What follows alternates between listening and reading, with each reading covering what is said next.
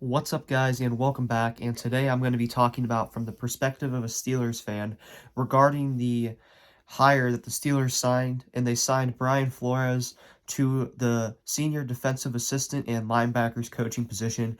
And no matter which way you think of it, this was a very bold move for the Steelers just because, there are people, no matter what, that are going to criticize it. There are people that might say, oh, you only did it because of the lawsuit and you wanted to give him a chance, or, oh, you only did it because of his race, or just so you yourself did not look racist. But we're not going to talk about the lawsuit a lot in this video just because I just want to recognize Brian Flores for what he is, and in my opinion, and in the opinion of many, he is a great NFL head coach, let alone not even being the head coach on your team.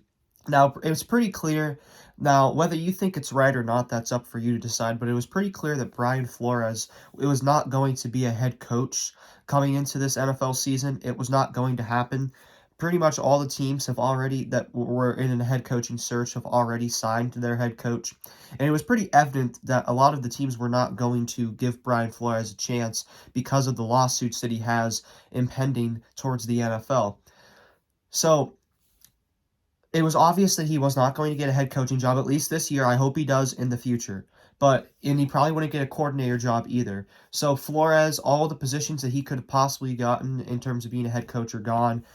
Goes to Mike Tomlin. Mike Tomlin says, I want this man on my team. And that's what I like about Tomlin, right? Because not only is it a thing where you could say, well, this is brotherhood. We're trying to create a culture in the Pittsburgh Steelers organization, which has already been created. The Rooney Rule is because of Dan Rooney. It's named after him, right? So a lot of people, and I don't believe this hire was because of race. I'm not saying that.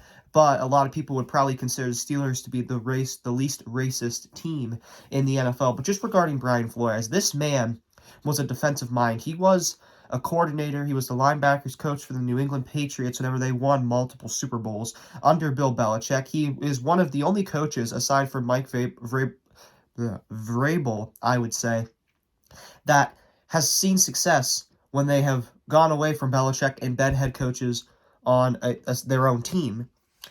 And he took a Miami Dolphins team, a roster where people like Minka Fitzpatrick, he's reunited with Minka. Minka wanted out. All these players wanted out. They're getting blown out at home, 55-10 against the Ravens, 49-0 or something like that against the Patriots. It was embarrassing. That was one of, if not the worst NFL rosters I think I have ever seen. And he took that team, and at the end of the year, they were playing for him. They were playing for that man. They would run through a brick wall for him. And they ended up winning 5 games. They sort of spoiled the Patriots' season because they prevented them from getting a bye in the playoffs because they defeated them in Foxborough with the roster that they had against Tom Brady in his last season with the Patriots, which made them have to play the Titans, and then the Patriots inevitably lost that game. Brady joined Tampa. We all know how that story goes. But Brian Flores, in my opinion, was a top 10 coach. He took a team, and it's disappointing that they didn't make the playoffs, especially last year, because they were 10-6, and that's almost always good enough to get into the postseason. But he took a team that was in shambles, turned them around in one season. You could tell the difference between the beginning of the season to the end. They were playing for him. And supposedly, the owner offered him $100,000 per loss if he lost games intentionally, if he tanked. Which, if that's true, that goes against the principles of football, and that's not something that we want. But if that is true, Flores stayed true to his values. No, I want to win. I'm here to win. I don't care about future draft stock. And personally, Joe Burrow's amazing. Justin Herbert's amazing. Right? And I know that they picked Tua over Herbert. But regardless, I would rather start building a culture and have a lower draft pick than have a high draft pick. That could be a controversial take. I guess it's up to you. But regardless, he took that team, turned them into a 10-6 football team with a rookie quarterback. Right? He didn't play all the games, but he did play in some. With a rookie quarterback, 10-6 from the team that they went to, that they had the year before that was so awful. He turned it around that year. He fully turned around the next year. They just missed out on the playoffs. And then this year they were 1-7. Now that's disappointing, right?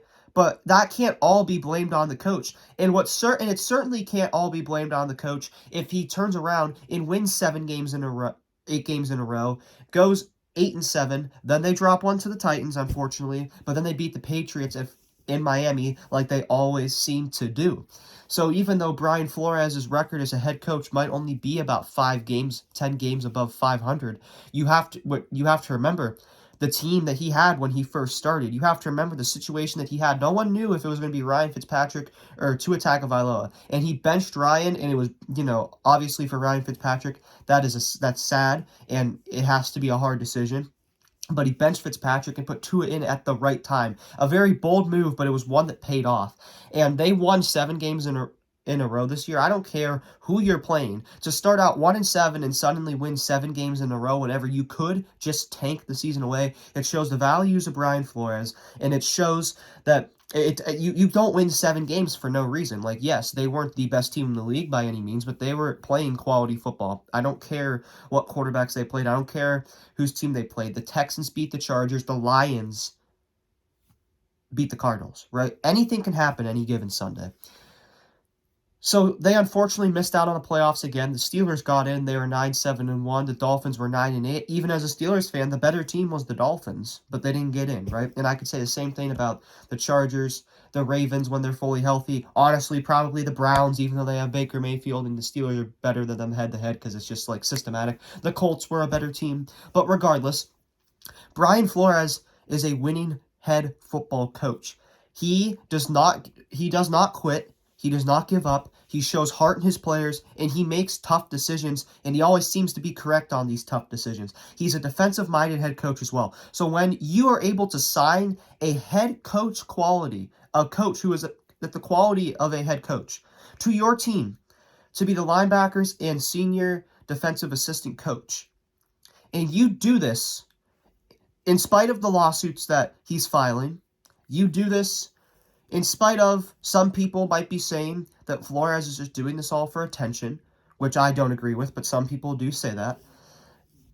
In spite of everything, and you sign him, that is a great hire. He's probably only going to be here for a year, because even if he's not an NFL head coach again, which, like I said, I really hope he does, right? I like Brian Flores.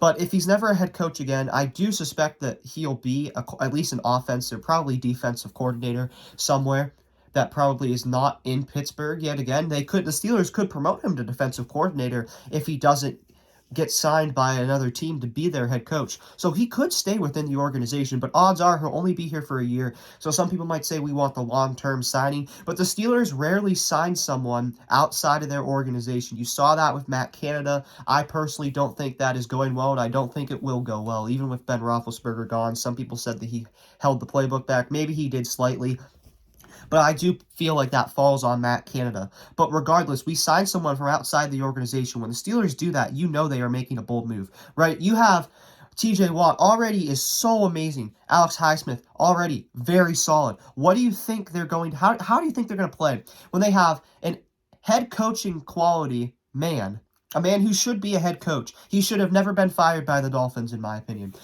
regardless of what you think the reason as to why they fired him was. But he should have never been fired.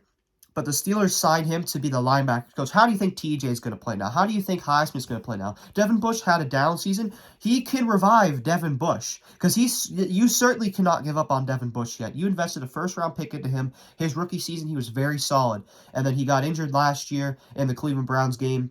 The first time we played them, we blew them out.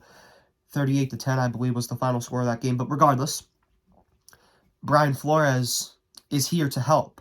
And I highly doubt he'll be here for more than a year. I'll be surprised if he's here for 2, and if he's here long-term, I'll be so excited, right? He's not going to take Tomlin's job, and yes, there are moments where I am upset with Mike Tomlin because we underachieve way too much against teams that are inferior to us. Every now and then I get it, but it seems to happen almost every single time. But Mike Tomlin is a great head football coach. Probably, in my opinion, I could be biased, top 10 all time, at least top 15. I really think Mike Tomlin is that good, right? He had Ben Roethlisberger his entire coaching career, but he's never had a losing season. And I don't think Ben was terrible, but we saw how he looked last year. We saw how things were in 2020. We saw how Ben barely played in 2019. We were 8-5 at one point, right? We went 8-8. So you have to remember that if Tomlin wants someone to coach defense, he was the defensive coordinator of the Tampa Bay Buccaneers when they won the Super Bowl in 2002 against the Oakland Raiders, or the then Oakland Raiders.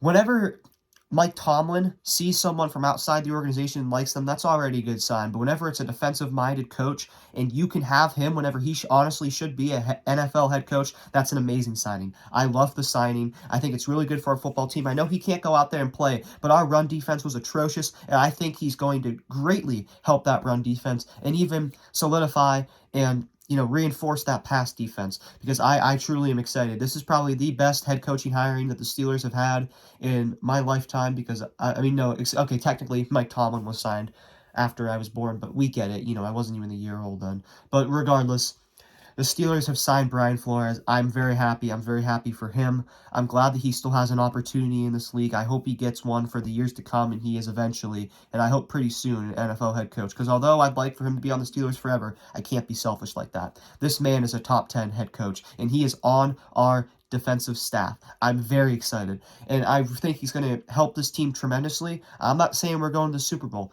but he is definitely going to help out this team, even though he can't go on the field and play. But let me know what you guys think in the comment section below. I'm assuming that you probably thought this was a good hiring, considering the position and everything like that, considering the Steelers' position, Brian Flores' position, and yes, there are the lawsuits that he's filing against the NFL, but regardless, I think it's universally agreed that this is a good signing, whatever way you look at it or not. It's a solid signing, just strictly in terms of football. I believe it's a solid signing for more than that, but nevertheless, I feel like that's a universal agreement right there. But the Steelers, I'm very excited. Great offseason move. We'll see what happens with the draft and in free agency and who the Steelers let go and re-sign. And we'll give you guys some updates on that. But Brian Flores, he is in Pittsburgh, and man, am I excited. Go Steelers.